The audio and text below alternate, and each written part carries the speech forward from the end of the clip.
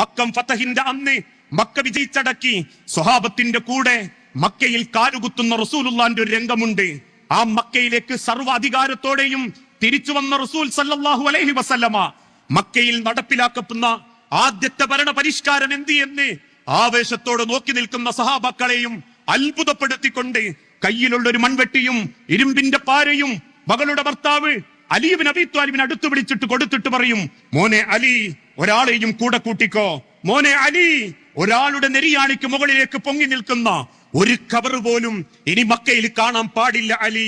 ലാത്തയാണെങ്കിലും ഉസ്സയാണെങ്കിലും ഏതാളുകളുടേതാണെങ്കിലും ഒരു ഖബർ പോലും ആ മക്കയിൽ കാണരുതേ അലി എന്നന്ന് റസൂലുള്ള ഒരു വസിയത്തായിട്ട് പഠിപ്പിച്ചപ്പോ അന്ന് തച്ചു പൊട്ടിച്ചതാ റസൂലുള്ളാന്റെ മുന്നിൽ വെച്ച് അലി ഇബ്നു അബീ ത്വാലിബ് റളിയല്ലാഹു അൻഹു അന്ന് മക്കയിൽ ഉണ്ടായിരുന്ന സർവ്വ ഖബറുകളും.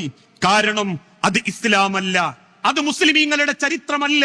ജാറങ്ങളിലും മക്ബറുകളിലും ചെന്ന് അള്ളാഹുവിൽ പങ്കു ചേർത്ത് നേർച്ചകളും വഴിപാടുകളും കൊടുക്കുക എന്നുള്ളത് ഇന്നൊന്ന് ചിന്തിച്ചു നോക്കൂ. നേർച്ചയെന്ന് കേൾക്കുമ്പോൾ മനസ്സിൽ ഓടി വരുന്നത് പട്ടാമ്പി നേർച്ചകളും ആന എഴുന്നള്ളിപ്പുകളും കരിമരുന്ന് പ്രയോഗങ്ങളും ചന്ദനക്കുട നേർച്ചകളും കുടകൈ മാറ്റങ്ങളുമാണെങ്കിൽ ആ നേർച്ച ഇസ്ലാമികമല്ല, അത് ഇസ്ലാമിലേക്ക് ചേർക്കപ്പെട്ടിട്ടില്ല.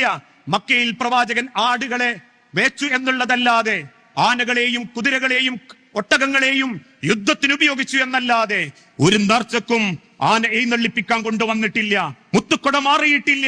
നേർച്ചകൾ അള്ളാഹുവിന് മാത്രമുള്ളതാണ്.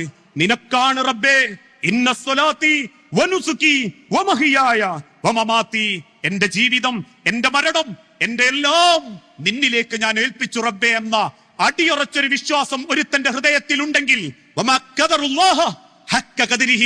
അങ്ങനെ അറിയണം പടച്ചോനെ.